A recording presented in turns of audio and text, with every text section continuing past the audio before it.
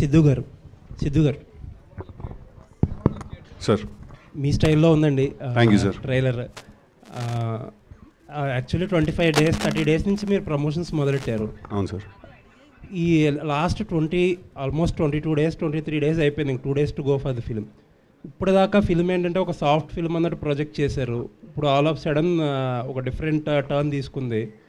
అంటే ఈ strategy bad strategy ఏమో కదా, అంటే లాస్ట్ మినిట్లో టర్న్ తీసుకోవడం. ఇది ముందు నుంచి కొంచెం ఎక్స్పెక్టేషన్ సెట్ చేస్తే మార్కెటింగ్ క్యాంపెయినే వేరేగా వెళ్ళేదేమో. అవును సార్, అది చాలా ఆనెస్ట్గా దాని సమాధానం ఏంటంటే సార్, ఫస్ట్ మేము స్ట్రాటజీ అయితే కాదు సార్, ఇది అనుకునేం చేయలేదు. ఇదేంటంటే ఫస్ట్ మేము మొదలెట్టినప్పటి నుంచి కూడా ఫస్ట్ సాంగ్స్ తోటి మనం పంపించాలి అనే ప్లాన్ చేసుకుని సాంగ్స్ పంపించాము ఫస్ట్ బయటికి. దాని తర్వాత ఈ క్యారెక్టర్ నేను నీర్జా ఫస్ట్ ఎప్పుడైతే స్టార్ట్ చేసాము ఈ సినిమా చేయడం, ఆల్మోస్ట్ 1 year ప్రాసెస్ ఇది. Did you want to say something? Okay. ఈ క్యారెక్టర్ ఏంటంటే in the process of making this film చాలా ఎవల్యూషన్ జరిగిందండి. ఆ క్యారెక్టర్ని ఇంకా మేము అర్థం చేసుకుని ఇంకా ఎక్స్ప్లోర్ చేసి ముందుకు వెళ్తున్నా కొద్దీ బాగా ఎవల్యూషన్ జరిగింది ఆ క్యారెక్టర్లో. సో ఇప్పుడు ఫైనల్గా ఏంటంటే ఆ క్యారెక్టర్కి ఒక షేప్ కుదిరిందనమాట. సో మేము కూడా ఏంటంటే దాంతోపాటే ప్రమోషన్ చేసుకుంటూ వచ్చాం. బట్ అదంతా పక్కన పెట్టేస్తే మేము ట్రైలర్ తోటే మేము ఒకేసారి బ్యాంగ్ ఇద్దామని ఒక ఐడియా మాకు ఉండింది. అందుకే మేము మన టీజర్ రిలీజ్ చేసినా కూడా దాంట్లో డిఫరెంట్ యాక్చువల్లీ చాలా వేరే టీజర్ ఒకటి కట్ చేసాం ఫస్ట్ మేము. కానీ we didn't want release that teaser, ఎందుకంటే ట్రైలర్ తోటి ఒకేసారి మనం క్రాష్ ల్యాండ్ చేయాలి ఈ క్యారెక్టర్ని ఈ సినిమాని అని అనుకున్నాము. అందుకే మీకు సడన్గా ఒక షిఫ్ట్ కనిపిస్తుంది ఈ సినిమాలో. బట్ హ్యావింగ్ సెడ్ దట్, మీకు ట్రైలర్కి ఫిల్మ్కి డిఫరెన్స్ ఏ ఉండదండి. When you come to watch the film you will find ఇదే క్యారెక్టర్ కనిపిస్తాడు మీకు సినిమాలో, ఇలాంటి టోనే కనిపిస్తుంది.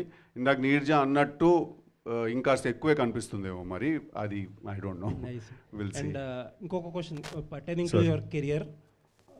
ఈ దివాళీకి 4 సినిమాలు రిలీజ్ ఉన్నాయి. అవునండి. యూజువల్లీ సిద్ధు అనేవాడు బిగ్గా థ్రెట్ అవ్వాలి ఈ సినిమా ఈ కాంపిటీషన్లో. అవునండి. అంటే no disrespect to anyone, but ఈవేళ రేపు ఫిల్మ్స్ ఎలా అయిపోయినాయి అంటే ఫిల్మ్ స్టార్స్ కెరియర్స్ ఎలా అయిపోయినాయి అంటే ఒక్క film is making that whole difference.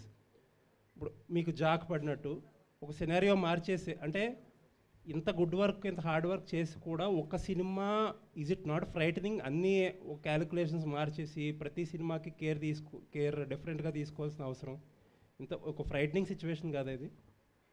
అంటే if it's not frightening then it is not rewarding also sir. Risk ఎంత ఉందో రివార్డ్ కూడా అంతే ఉంటుంది. ఒక సినిమా కిందికి లాగేస్తే ఈ సినిమా పైకి పంపించేస్తుందేమో. ఆల్ ది బెస్ట్ అండి, ఆ పైన చూడాలని కోరుకుంటున్నాను. Thank you. You always been supportive అండి. ఐ రిమెంబర్ మీరు జాక్ అయిన తర్వాత కూడా you had called me and we spoke and you told me you guys have to know this that.